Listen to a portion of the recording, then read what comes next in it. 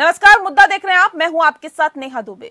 गोवा विधानसभा चुनाव से पहले कांग्रेस और तृणमूल कांग्रेस के बीच दूरियां बढ़ती दिखाई दे रही है। दोनों पार्टियों के बीच तल्खियां उस समय और ज्यादा बढ़ती हुई दिखी जब पश्चिम बंगाल की मुख्यमंत्री और तृणमूल कांग्रेस के अध्यक्ष ममता बनर्जी ने टीएमसी ने बीजेपी से लड़ने के लिए गोवा में कई पार्टियों के गठबंधन में शामिल होने का न्योता दिया। किसी बड़े दल की तरह टीएमसी अध्यक्ष ने कहा कि अगर कांग्रेस चाहे तो वह इस गठबंधन में शामिल हो सकती है। हालांकि बनर्जी ने यह भी कहा कि कांग्रेस के लिए ये एक विकल्प है। ममता बनर्जी ने कहा कि मैं कांग्रेस के खिलाफ नहीं बोलना चाहती। अगर कांग्रेस को लगता है कि वो बीजेपी को हराने के लिए काम करना चाहती है तो हमें कोई आपत्ति नहीं है। गोवा में टीएमसी ने महाराष्ट्रवादी गोमांतक पार्टी और एनसीपी सहित 4-5 दलों के साथ गठबंधन बनाया। उन्होंने कांग्रेस से कहा कि हमारा गठबंधन ही बीजेपी को हराने के लिए काफी है, लेकिन अगर आप जुड़ना चाहते हैं तो आप हमसे जुड़े, हमें कोई दिक्कत नहीं है। उन्होंने कहा कि गोवा में भले ही आप मिलकर नहीं लड़ते, इसका मतलब ये नहीं है कि कोई और पहल नहीं करेगा। गोवा में बेनोलियम में एक रैली को संबोधित करते हुए ममता बनर्जी ने बीजेपी ही नहीं बल्कि कांग्रेस पर भी हमला किया और कांग्रेस के विपक्षी दल होने के दावे पर कहा कि किसी भी पार्टी का विपक्षी क्षेत्र पर एकमात्र दावा नहीं है।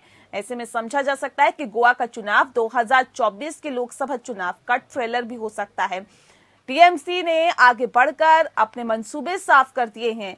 गोवा में विपक्षी गठबंधन कर टीएमसी ने संकेत दे दिए हैं कि लोकसभा चुनावों में भी वो किसी भी विपक्ष के गठबंधन की अगुवाई करने को तैयार है। ऐसे में कांग्रेस को टीएमसी का ये आक्रामक रवैया कितना स्वीकार होगा, ये बड़ा सवाल है।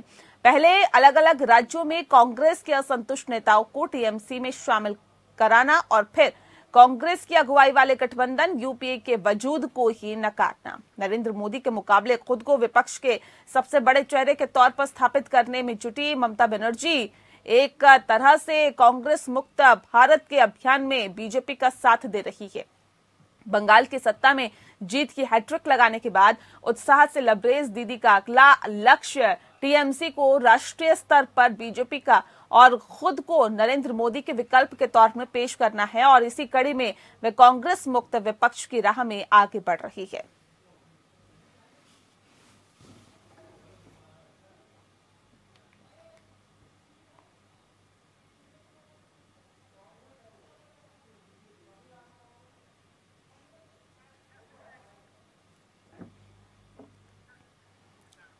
जी हां, तो आपको बता दें कि बीजेपी के कांग्रेस मुक्त अभियान को आगे बढ़ाने की कोशिश ममता बनर्जी कर रही हैं और यही वजह है कि उन्होंने ये कहा है कि विपक्ष का एकमात्र पार्टी का अधिकार नहीं है, कोई भी पार्टी विपक्ष में रह सकती है और एक विपक्षी एकता की जो कोशिश ममता बनर्जी ने की है गोवा में, उसे 2024 लोकसभा चुनाव का ट्रेलर भी माना जा रहा है।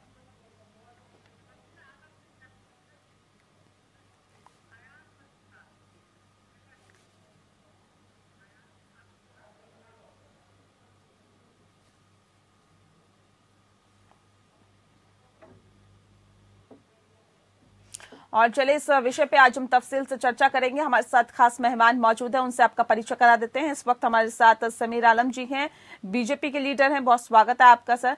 आयान मजूमदार जी इस वक्त हमारे साथ है, टीएमसी के लीडर है, आपका भी बहुत स्वागत है। आयान मजूमदार जी, क्यों आप लोगों को ऐसा लगता है और ऐसा क्या हो गया कि आप लोगों को लगता है कि अगर विपक्ष की अगुवाई करना है तो ममता बनर्जी से बेहतर कोई नहीं हो सकता? आयान जी, आयन जी, आवाज मिल पा रही है आपको?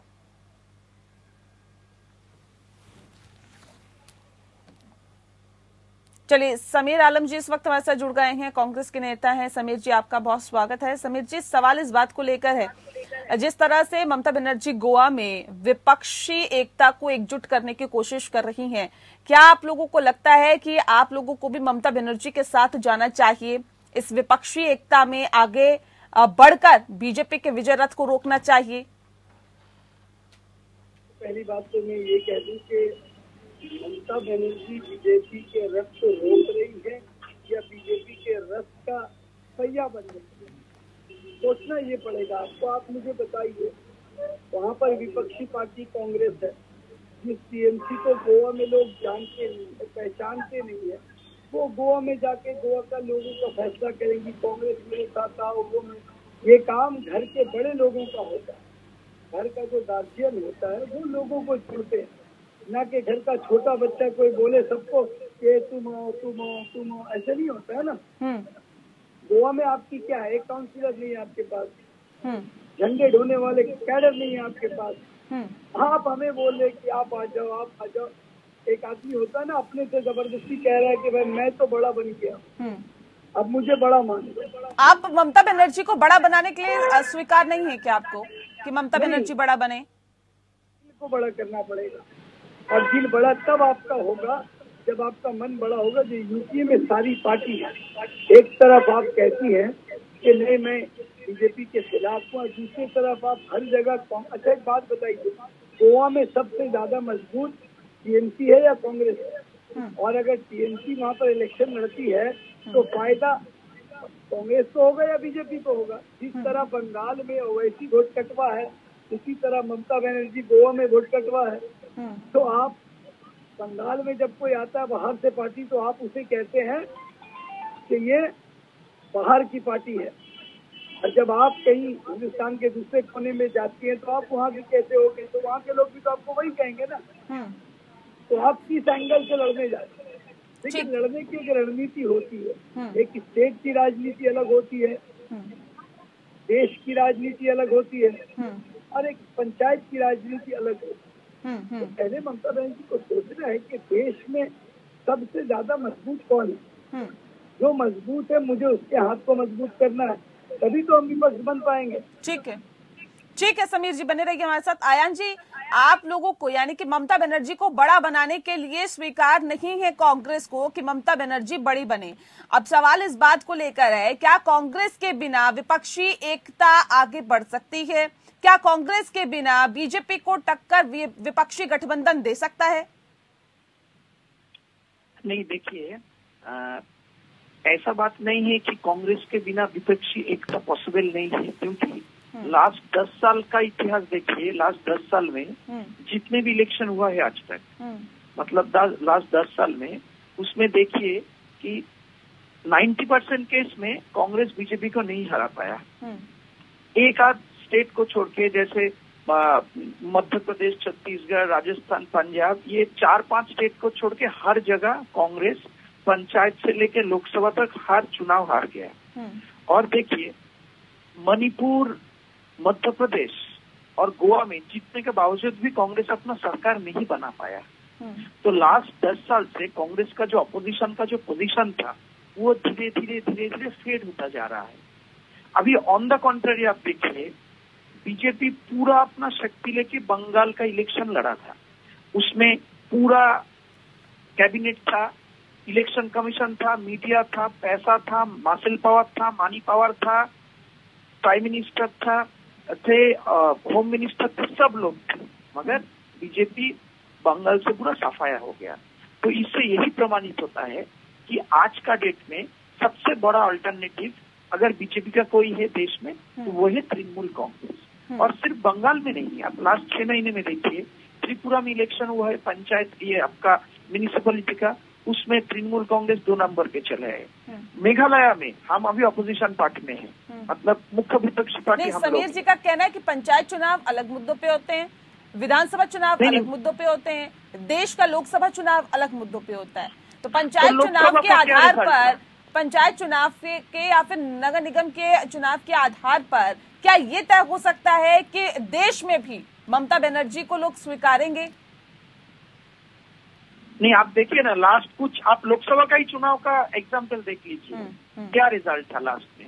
ऐसा एक स्टेट बोलिए जो कि कांग्रेस अपना ताकत से बीजेपी से फाइट कर पाए। आप एक स्टेट बोल दीजिए, एक्सक्लूडिंग पंजाब, और पंजाब में बीजेपी ऑपोजिशन में नहीं है। अगर कोई स्टेट में जाएंगे, फाइट अगर कांग्रेस वर्सेस बीजेपी है, तो उसमें बीजेपी जीत रहा है। अगर वो fight Congress versus BJP versus किसी और दल का हो रहा है, तो उसमें बीजेपी सफाया हो रहा है, तो उसका क्या मतलब बनता है कि आज का डेट में कांग्रेस का क्रेडिबिलिटी धीरे धीरे फेड होता जा रहा है। और देखिए तृणमूल कांग्रेस का समीर जी अब सवाल इस बात को लेकर जिस बात का जिक्र आयान जी कर रहे हैं, क्या वाकई ये सही बात है कि कांग्रेस जो है वो अब बीजेपी से लड़ने का मादा नहीं रखती है, उसके सामने पस्त है? और जिस बात का जिक्र लगातार प्रधानमंत्री नरेंद्र मोदी करते हैं कि कांग्रेस मुक्त भारत, उसी को कहीं ना कहीं और आगे बढ़ाने की कहीं ना कहीं कोशिश ममता बनर्जी कर रही है। जो बात प्रधानमंत्री जी कहते हैं कांग्रेस मुक्त भारत, वही बात ममता बनर्जी भी कहती है बंगाल में कांग्रेस मुक्त बंगाल। तो इन लोगों की विचारधारा एक है। और जब तृणमूल पार्टी बनी थी तब ये दोनों एक साथ गठबंधन में थे। आज एक प्लानिंग के तहत जानबूझकर टीएमसी को कांग्रेस का विकल्प बनाने की कोशिश है। जानते हैं कि ये भी जीत नहीं पाएंगे, मगर 2-4% वोट काट लेंगे तो शायद कांग्रेस का नुकसान हो जाए। तो देश की जनता को समझना पड़ेगा। दीदी जब बंगाल में थी तब समझ में आता था, मगर आप बताइए टीएमसी कश्मीर में क्या करेगी, कन्याकुमारी में क्या करेगी, राजस्थान में क्या करेगी, झारखंड में क्या करेगी, बिहार में क्या करेगी, तमिलनाडु में क्या करेगी, केरला में क्या करेगी। नहीं ठीक है समीर जी, झंडा उठाने वाले लोग नहीं है। ठीक है, आप अपने आप को ठीक है समीर जी आयान जी के साथ तमाम और राजनीतिक पार्टी है, जैसे कि एनसीपी ने उनका साथ दिया है और जो वहाँ की लोकल पार्टीज हैं उन्होंने भी साथ दिया है। कांग्रेस के साथ क्या है सर? अच्छा एक बात बोलिए, महाराष्ट्र में एनसीपी को बोलिए कि महाराष्ट्र में टीएमसी का साथ दे दे, कुछ सीट दे दे अपने हिस्से से तो मैं मान लूंगा।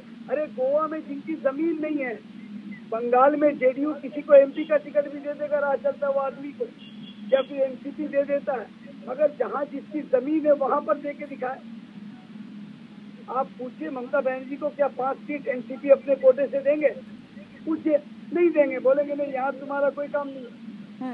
आपको फैक्ट समझना पड़ेगा। ठीक है आयान जी, अब सवाल इस बात को लेकर है कि अगर मोदी के अगेंस्ट अगर किसी को खड़ा करना है तो आखिर ममता बनर्जी ही क्यों शरद पवार नहीं है क्या, और तमाम राजनीतिक पार्टियों के नेता नहीं है क्या जो अच्छा एक्सपीरियंस रखते हैं? क्यों, इसका मैं उत्तर आपको दे देता हूँ। आज का डेट में इंडिया में अगर सीनियर मोस्ट कोई पॉलिटिशियन है तो वो है ममता बनर्जी। ममता बनर्जी 7 बार का एमपी है, 3 बार का चीफ मिनिस्टर है, 4 कैबिनेट मंत्री थे, 3 प्रधानमंत्री के साथ काम किए थे और सबसे क्रेडिबल फेस है आज का डेट में इंडिया में। आज अगर आपसे पूछूं कि इंडिया में ममता बनर्जी को छोड़ के ऐसा कोई राजनीतिक नेता का नाम बताइए जिसका एक्सपीरियंस ममता बनर्जी से ज्यादा है या जो ममता बनर्जी से ज्यादा देश को अच्छे से जानते हैं, तो क्या नाम आएगा? कोई नाम नहीं आएगा। तो इसीलिए हम लोग चाहते हैं। आप देश की राजनीति को जानते ही नहीं है। देश को राजनीति को जानते नहीं, क्या बात कर रहे हैं? शरद पवार से ज्यादा एक्सपीरियंस है क्या ममता बनर्जी? शरद पवार जी तो खुद पॉलिटिक्स में नहीं है क्या ममता बनर्जी को? नहीं आप बताइए ना, ज्यादा एक्सपीरियंस है क्या? शरद पवार जी तो ज्यादा एक्सपीरियंस है ही नहीं।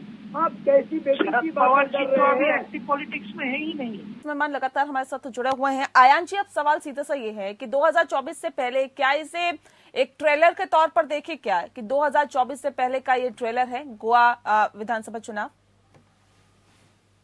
ट्रेलर नहीं है। हम लोग चाहते हैं कि आज देश का जो हालत है, आज देश का जो भूखमरी है, बेरोजगारी है, देश का जो अस्तित्व है, उसके लिए जिम्मेदार है बीजेपी और बीजेपी को हराया जाए, ये हमारा पहला मुद्दा है। हमारा कांग्रेस के साथ कोई झगड़ा नहीं है राष्ट्रीय लेवल पे। और मेरा जो कांग्रेस का जो मित्र थे, हेलो सुन पा रहे हैं सर? मेरा आवाज पहुंच रहा है आप तक? ओके, अच्छा, कांग्रेस का जो मित्र थे उन्होंने 2 बात उठाए हैं कि शरद पवार जी सबसे सीनियर मोस्ट पॉलिटिशियन है। शरद पवार जी अगर सबसे सीनियर मोस्ट पॉलिटिशियन है, अगर शरद पवार जी के ऊपर कांग्रेस के इतना फेथ है, तो शरद पवार जी को आज तक यूपीए चेयरपर्सन क्यों नहीं बनाया गया? नंबर 1। नंबर 2, शरद पवार जी को महाराष्ट्र में जो 3 पार्टी मिल के जो अभी जो गवर्नमेंट चल रहा है उनका चीफ मिनिस्टर फेस क्यों नहीं बनाया गया? नंबर 2। नंबर 3, इन्होंने बोला है कि जो पार्टी जहाँ पे स्ट्रांग है बीजेपी को हराने के लिए उनको सपोर्ट करना चाहिए। तो कांग्रेस का बंगाल में रोल क्या था? जब टीएमसी वर्सेस बीजेपी का फाइट हो रहा था बंगाल में, तो कांग्रेस का इधर रोल क्या था? कांग्रेस को बीजेपी को सपोर्ट कर रहे थे और कांग्रेस, हेलो सुन पा रहे हैं सर, सुन पा रहे, रखिए अपनी बात। कांग्रेस का रोल क्या था उस टाइम में? कांग्रेस हम लोग को सपोर्ट दे देते, मगर कांग्रेस तो वो क्या नहीं, कांग्रेस अपना उम्मीदवार खड़ा किया हर जगह पे, और क्या किया, कुछ ऑपोजिशन वोट काटा। अगर कांग्रेस उस समय खड़ा नहीं होते तो बीजेपी को शायद 40 सीट भी नहीं मिलते बंगाल से। चलिए, जो होना था हो गया, हमने अकेला ही बीजेपी को हरा दिया, तो इसीलिए उन्होंने जो बोला है that is not fit over here. ठीक है सर, अब सवाल इस बात को लेकर है समीर जी, क्या वाकई जिस बात का जिक्र अभी ममता बनर्जी ने किया है और कहा है कि जो बीजेपी को हराना चाहते हैं वो करें हमारा समर्थन, आप कह रहे हैं कि बीजेपी को हराना नहीं चाहते हैं, ये कह रहे हैं कि हम तो बीजेपी को हराना चाहते हैं, अगर कांग्रेस चाहती है हमारे साथ आए तो क्यों नहीं आती, अगर वो हराना चाहती है बीजेपी को तो? अच्छा, कांग्रेस तो पहले से वहाँ है, कांग्रेस कहाँ आएगी? कांग्रेस जब टीएमसी पैदा नहीं हुआ था तब से कांग्रेस वहाँ है, और आज जब 2016 में जब साथ है, साथ इनके साथ है विपक्षी। अच्छा, एक बात बताइए, फौज बॉर्डर पे फौज खड़ा है, लड़ाई जो पहले से कर रहा है, अब एक अचानक पीछे से एक आदमी आके बोलता आओ पीछे हट के मेरे साथ खड़े हो जाओ, मैं जो लड़ाई का जगह में कौन लड़ाई कर रहा है? आपको साथ आना है तो आप आओ। आप बोलिए, बंगाल में कांग्रेस के साथ कौन लड़ाई किया? आला कमान से बात करूंगा कि बोनी हो जाए, कम से कम टीएमसी को एक सीट देता हूँ, लड़ेंगे आप बीजेपी के खिलाफ? गोवा में एक सीट दिया जाएगा आपको, आप लड़ेंगे बीजेपी के खिलाफ? कहाँ पे? गोवा में एक सीट अगर आपको दिया जाए तो आप लड़ेंगे बीजेपी के खिलाफ? पहले तो साथ में या फिर तो सीट का डिस्कशन होगा, पहले तो मैं आपको बोल रहा हूँ, या फिर बीजेपी को हटाने के लिए जो मजबूत पार्टी है उसको पूरा समर्थन करेंगे आप? है इतना हिम्मत? आप लोग तो इतना हिम्मत है क्या? बंगाल में आपने क्या किया? त्रिपुरा में आपने क्या किया? आपने किया था। देखिए आपके साथ हम लोगों को भी झगड़ा नहीं है। ममता बनर्जी ये क्लियर किया है कि ऑपोजिशन फोर्स जो है वो एक साथ आना चाहिए, और 1:1 लड़ाई का जो फॉर्मूला था ममता बनर्जी ने किया। नहीं, अब सवाल इस बात को लेकर भी है ना आयान जी, बीजेपी क्या इतने भारी आप लोगों पर पड़ रही है कि अब सभी की जरूरत आप लोगों को पड़ रही है? अगर ममता बनर्जी इतनी काबिल है, इतनी लोकप्रिय है, इतनी प्रसिद्ध है, इतना लोग उन्हें पसंद करते हैं, क्यों बाकियों की जरूरत पड़ती है आपको? नहीं, देखिए, तृणमूल कांग्रेस जहाँ पे बीजेपी के साथ लड़ाई किया उधर से हराया 1:1 फाइट में, दैट इज क्लियर। मगर हम देख रहे हैं कि जहाँ पे कांग्रेस के साथ बीजेपी का लड़ाई हो रहा है, कांग्रेस फेल कर रहा है 90% केस में, आपका कांग्रेस फेल कर रहा है। इसलिए हम लोग चाहते हैं। सर, त्रिपुरा में क्या कितना अंतर रहा मुझे बताइए आप? बीजेपी से आप फाइट करने चले हैं, त्रिपुरा में कितना अंतर रहा अभी निकाय चुनाव में? बीजेपी में हम लोग तो सेकंड पोजीशन में आ गए हैं ना। सेकंड पोजीशन नहीं सर, मुझे बताइए अंतर कितना रहा सीटों में? वो तो छोड़िए, उधर इलेक्शन ही नहीं हो पाया। देखिए, उधर पे हमारा 17% वोट है, कांग्रेस का 1% वोट है। बंगाल में कांग्रेस का आप कांग्रेस से तुलना कर रहे हैं क्या? आप बीजेपी से फाइट कर रहे हैं?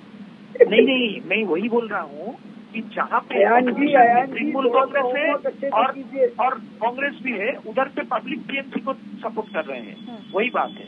और कांग्रेस तो अपना पोजीशन नहीं निभा पाया एज ऑपोजिशन। ठीक है समीर जी, आखिर ये क्या हालात हो गए हैं कांग्रेस के कि सर विपक्षी पार्टी अब एकजुटता की बात करती है, वो भी क्षेत्रवादी पार्टी जो है, एक राज्य तक जो सीमित पार्टी थी वो कहती है कि हम अगुवाई करेंगे विपक्षी एकता की, हम आगे बढ़ेंगे, कांग्रेस कहीं है ही नहीं, कहीं टिकती नहीं है। देखिए, ये इनकी सोच है, अब जिसकी जैसी सोच है वो वैसे ही मानसिक। सर, ये सोच क्यों ना हो कि राहुल गांधी अपनी सीट हार जाते हैं, अमेठी नहीं बचा पाते हैं, रायबरेली कैसे बची है ये सबको पता है। आपके जो नेता है सर, आपके नेता है, नेतृत्व पर सवाल उठाते हैं। हारे थे कि नहीं? अटल बिहारी वाजपेयी हारे थे कि नहीं? ममता बनर्जी सर, आपके नेता 23 नेता पत्र लिखकर प्रधानमंत्री बने, ममता बनर्जी अपना सीट हारी की नहीं? ममता बनर्जी जो सीट हारी थी ना, उसका भी केस चल रहा है, केस को निकालने दीजिए। अरे भाई, वो सच को मान लो यार, कैसे हुआ था सुनिए, सच को मान लो। ठीक है, ये बात जब आया है तो वो गलत हो गया, वो पूरा ऑपोजिशन मिल के उधर पे इस तरीके से वोट हुआ नंदीग्राम में, हमको पता है जी, जनता ने हराया है ना।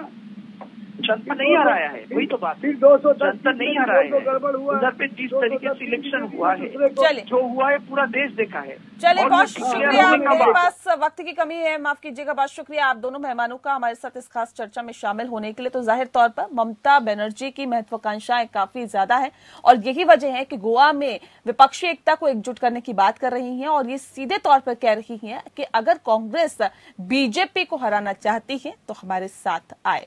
अब वाकई देखने वाली बात यही है क्योंकि कांग्रेस जो है वो छोटी बनने को बिल्कुल तैयार नहीं है। वो सीधे से ये कह रही है कि पहले हम यहां पर मौजूद थे, अगर ममता बनर्जी चाहती है हमारे साथ आए और बीजेपी को हराना चाहती है तो वो हमारे साथ आए। अब वाकई देखने वाली बात होगी कि गोवा का इलेक्शन कितना रोमांचक रहता है। मुद्दा में इतना ही। नमस्कार।